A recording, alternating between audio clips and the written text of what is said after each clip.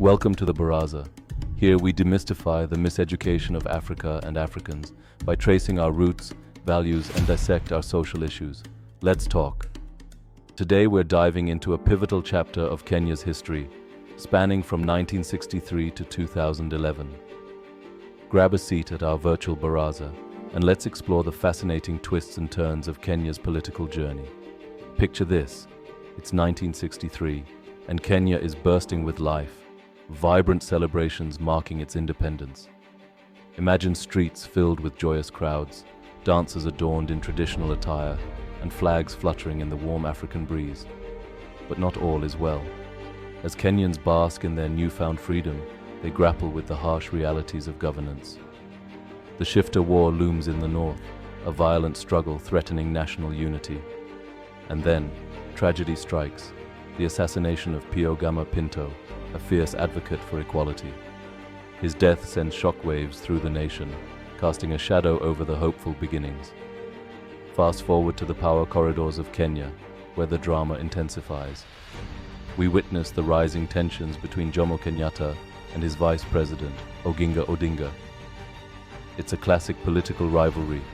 Kenyatta, the elder statesman, confident in his rule, and Odinga, the passionate reformer, eager to champion the people's voices. Their clash culminates in Odinga's resignation and the birth of the Kenya People's Union, KPU, highlighting how ethnicity shapes political landscapes. Imagine attending a rally where Kenyatta's supporters cheer for unity, but underneath, the seeds of division are being sown. It's a delicate dance, and the stakes couldn't be higher. Now, let's talk about Tom Mboya. His assassination is like a jolt to the nation's heart. This influential leader's death not only stirs outrage, but also opens the door for voices like J.M. Kariuki, who dares to challenge the status quo. Imagine standing at a memorial for Mboya, surrounded by mourners with tears in their eyes as they light candles and lay flowers. The air is thick with grief and anger as protests erupt, demanding justice. It's a pivotal moment that showcases the high cost of political dissent in Kenya. Enter Daniel Arap Moi, who steps into the presidency after Kenyatta's death in 1978. Initially seen as a stabilizing figure, Moi's reign quickly turns dark, especially following the 1982 coup attempt.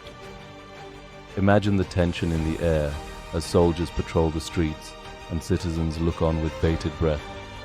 What was meant to be a secure leadership transforms into a nightmare of repression. Now we see Moi cracking down on dissent. Nyayo House becomes infamous, synonymous with detention and torture, a stark reminder of the lengths to which the government will go to silence opposition. The atmosphere under Moi is chilling. Reports of torture and disappearances haunt the air as families live in fear. But amid the darkness, stories of resilience emerge. Imagine a gathering of former political detainees sharing their stories, their eyes reflecting both pain and strength. It's a testament to the human spirit's ability to endure and rise above oppression. The winds of change begin to blow in the late 1980s. A movement for multi-party democracy emerges. Citizens rally, demanding their voices be heard, their dreams realized. But with progress comes violence. The Rift Valley erupts as ethnic tensions flare, and the struggle for democracy turns bloody. Can you hear the chants for freedom echoing through the streets? It's a bittersweet struggle, folks. Ah, the Goldenberg scandal, a tale of greed and betrayal.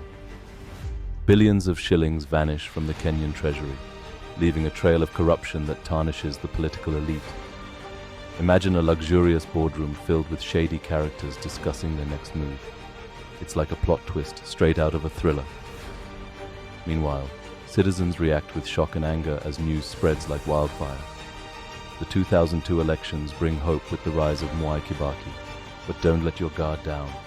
Allegations of vote rigging spark the post-election violence of 2007 to 2008. Can you picture the chaos? Streets filled with protesters, smoke billowing in the air, families fleeing in panic. It's a heartbreaking reminder of the fragility of peace.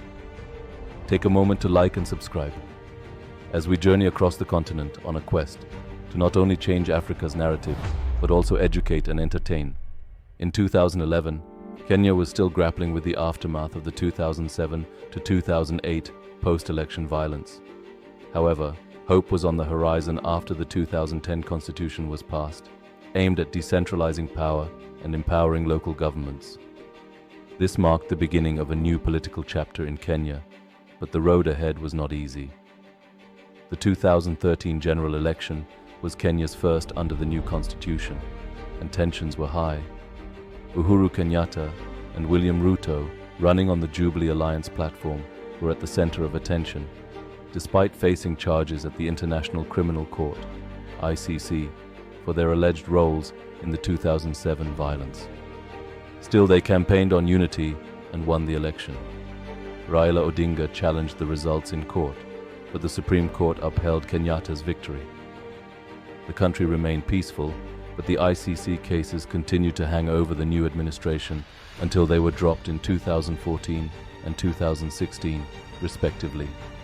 While Uhuru's first term brought stability, Kenya continued to face significant challenges. Corruption, poverty, and slow progress with devolution left many citizens frustrated. Counties struggled with limited resources, and political divisions deepened. As 2017 approached, Kenya prepared for another, highly contested election. The 2017 election was contentious. Raila Odinga and Uhuru Kenyatta clashed once again, with allegations of vote rigging and electoral irregularities. Protests erupted and tensions ran high. In a historic decision, the Supreme Court annulled the election, ordering a rerun. However, Raila boycotted the rerun, citing unfair conditions, and Uhuru won with a low voter turnout. The country remained divided, but then came a surprising turn: the handshake. In 2018, Uhuru and Raila publicly reconciled with a symbolic handshake, signaling a new political truce. This gave birth to the BBI, aimed at promoting political inclusivity and addressing governance issues. However, the BBI sparked debate. Some saw it as a step toward healing, others criticized it as a political power play. Just as Kenya was navigating the political impact of the BBI, the COVID-19 pandemic struck in 2020. The pandemic brought Kenya to a standstill, with economic hardship hitting millions. Businesses closed, schools shut down, and the healthcare system struggled. However, communities mobilized, supporting one another during these tough times. The pandemic exposed Kenya's vulnerabilities, but it also showed the strength of its people. As Kenya emerged from the pandemic in 2021, political attention turned to the 2022 elections. William Ruto, who had broken from Uhuru Kenyatta, campaigned on the platform of the hustler nation, representing the working class and the youth. On the other side, Raila Odinga, now allied with Uhuru after their handshake, ran with the Azimio la Umoja coalition, focusing on unity and continuity. The 2022 election was intense, with Ruto emerging as the winner.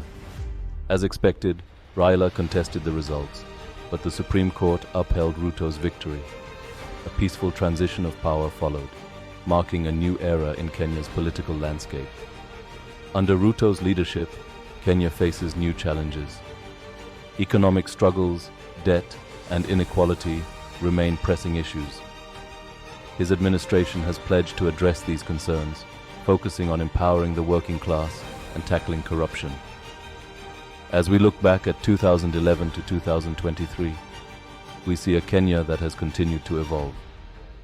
From the promise of the 2010 Constitution to the pandemic and the rise of new political voices, Kenya's journey is one of resilience, constant change, and an unyielding hope for a better future. Thank you for watching. Join us next week for another demystifying journey.